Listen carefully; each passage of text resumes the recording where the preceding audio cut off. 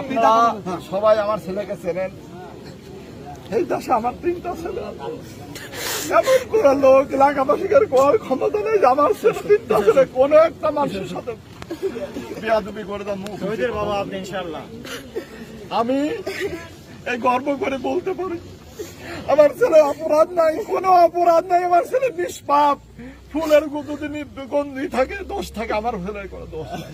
আমার ছেলেকে আজ যে কারণে গুলি করে হত্যা করা হয়েছে, আজকে সারা বাংলাদেশে হাজার হাজার মায়ের সন্তানকে শহীদ করা হচ্ছে। আমি আমার ছেলেকে সেই শহীদদের কাতারে বিলিয়ে দিলাম। এর বদলায় আল্লাহ তুমি এই সৌরভকে খতম করো। আমার কিছু নাই আল্লাহ। যেমন আজকে আমার ছেলে গেছে, আরো কতজনের ছেলে আজকে তার মায়ের বুক খালি হচ্ছে। আল্লাহ আমি আর এটা চাই না। আল্লাহ তুমি এর একটা ব্যবস্থা করো।